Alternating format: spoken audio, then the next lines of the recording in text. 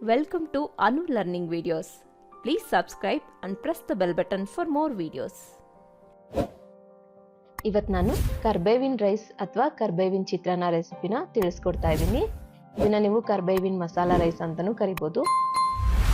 ಮೊದಲಿಗೆ ಒಂದು 2 ಹಿಡಿಯಷ್ಟು ಕರ್ಬೇವನ್ನ ಒಂದು ಚಿಕ್ಕ ಪ್ಯಾನ್ ಹಾಕೊಂಡು ಹುರ್ಕೊಳ್ತಾ ಇದ್ದೀನಿ. ಮೀಡಿಯಂ ಉರಿನಲ್ಲಿ ಇಟ್ಕೊಂಡು ಕರ್ಬೇವನ್ನ ಚೆನ್ನಾಗಿ ಹುರಿಬೇಕು. ಕ್ರಿಸ್ಪ್ ಆಗೋವರೆಗೂ ಚೆನ್ನಾಗಿ ಹುರ್ಕೋಬೇಕು.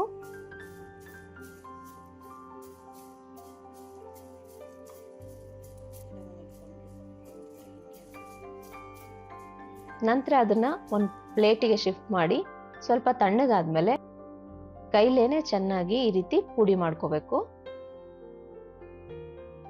ನೀವು ಜಾಸ್ತಿ ಕ್ವಾಂಟಿಟಿಲಿ ಮಾಡೋದಾದ್ರೆ ಮಿಕ್ಸರ್ನಲ್ಲೂ ಸಹ ಪುಡಿ ಮಾಡ್ಕೋಬಹುದು ಅಥವಾ ಕುಟ್ಟೋ ಕಲ್ಲಲ್ಲಾದ್ರೂ ಸಹ ಮಾಡ್ಕೋಬಹುದು. ಈ ರೀತಿ ಪುಡಿ ಮಾಡಿ ಇದನ್ನ ಪಕ್ಕಕ್ಕೆ ಇಟ್ಕೊಂಡು ಈಗ ನಾನು ಸ್ಟವ್ ಮೇಲೆ ಒಂದು ಬಾಂಡ್ಲಿನ ಇಟ್ಕೊಳ್ತಾ ಇದ್ದೀನಿ. ನಾನಿಲ್ಲಿ 1 ಕಪ್ ರೈಸ್ ಕ್ವಾಂಟಿಟಿಗೆ ಇದನ್ನ ರೆಡಿ ಮಾಡ್ತಾ ಇದ್ದೀನಿ. ಬಾಂಡ್ಲಿಗೆ 2 ಟೇಬಲ್ ಸ್ಪೂನ್ ಅಷ್ಟು ಎಣ್ಣೆ ಹಾಕೊಳ್ಳೋಣ. ಎಣ್ಣೆ ಕಾದ್ಮೇಲೆ ಸಾಸಿವೆ ಮತ್ತೆ ಜೀರಿಗೆ ಹಾಕೊಳ್ತಾ ಇದ್ದೀನಿ.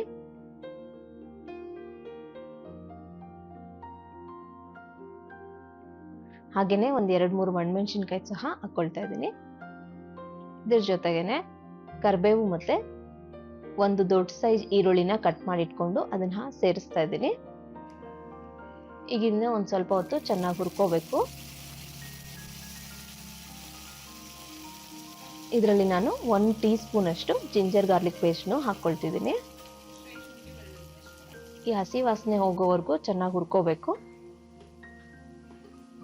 ಈ ರೈಸಿಗೆ ಬೇಕಾಗಿರುವಂತ ಮಸಾಲೆಗಳನ್ನೆಲ್ಲ ರೆಡಿ ಮಾಡ್ಕೊಳ್ಳೋಣ.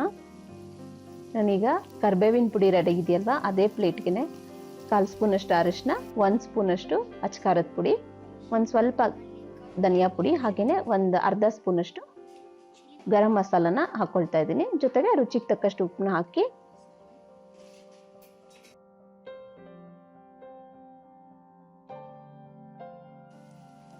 ಈರುಳ್ಳಿ ಎಲ್ಲ ಚೆನ್ನಾಗಿ ಬೆಂದಿದೆ ಅಂತ ನಮ್ಗೆ ಅನ್ಸಿದ್ಮೇಲೆ ಇದನ್ನೆಲ್ಲ ನಾವು ಮಸಾಲಾನ ಸೇರಿಸ್ಕೊಳ್ಳೋಣ. ಮಸಾಲೆ ಹಾಕೊಳ್ಳೋವಾಗ ಉರಿ ಮೀಡಿಯಂ ಅಲ್ಲಿ ಇರಬೇಕು ಅಥವಾ ಲೋ ಫ್ಲೇಮ್ ಅಲ್ಲಿ ಇಟ್ಕೊಂಡು ಹಾಕೊಳ್ಳಿ. ಇದನ್ನೆಲ್ಲ ಹಾಕಿ 1 ನಿಮಿಷ ಇದನ್ನ ಬೇಯಿಸಿದ್ರೆ ಸಾಕು. ನಂತರ ಇದಕ್ಕೆ ನಾವು ಮುಂಚೆನೆ ಮಾಡಿಟ್ಕೊಂಡಿರೋ ಅನ್ನನ ಸೇರಿಸ್ಕೊಳ್ಳೋಣ. ಅನ್ನನ ಆದಷ್ಟು ಉದ್ರಾಗಿ ಮಾಡ್ಕೊಳ್ಳಿ. ಹಾಗೇನೆ ಒಂದ್ ಸ್ವಲ್ಪ ಕೊತ್ತಂಬರಿ ಸೊಪ್ಪನ್ನು ಹಾಕೊಂಡು ಈಗ ಇದನ್ನ ಮಿಕ್ಸ್ ಮಾಡ್ತಾ ಇದ್ದೀನಿ.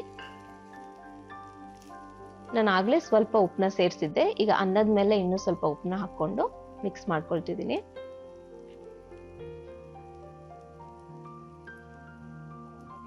ಇದನ್ನ ಚೆನ್ನಾಗಿ ಮಿಕ್ಸ್ ಮಾಡ್ಕೊಂಡ್ರೆ ಕರ್ಬೇವಿನ ಚಿತ್ರಾನ್ನ ಅಥವಾ ಕರ್ಬೇವಿನ ರೈಸ್ ರೆಡಿ ಆಗುತ್ತೆ. ಇದು ಆರೋಗ್ಯಕ್ಕೂ ತುಂಬಾ ಒಳ್ಳೇದು. ನಾವು ಹಾಗೇನೆ ಕರ್ಬೇವು ಹಾಕಿದ್ರೆ ಎಲ್ಲರೂ ಅದನ್ನ ಸೈಡಿಗೆ ಎತ್ತಿಟ್ಟು ತಿಂತಾರೆ ಅಡ್ಗೆಲಿ. ಸೊ ಈ ರೀತಿ ಕರ್ಬೇವನ್ನ ಪೌಡ್ರ್ ಮಾಡಿ ಹಾಕೋದ್ರಿಂದ ಕರ್ಬೇವು ನಮ್ಮ ಬಾಡಿಗೆ ಸೇರ್ಕೊಂಡಂಗಾಗುತ್ತೆ. ಮಕ್ಕಳು ಇಷ್ಟಪಟ್ಟು ತಿಂತಾರೆ. ತುಂಬಾ ಚೆನ್ನಾಗಿರುತ್ತೆ. ನೀವು ಒಂದ್ಸಲ ಟ್ರೈ ಮಾಡಿ ಹೇಗ್ ಬಂತು ಅಂತ ತಿಳಿಸಿ. ಧನ್ಯವಾದಗಳು.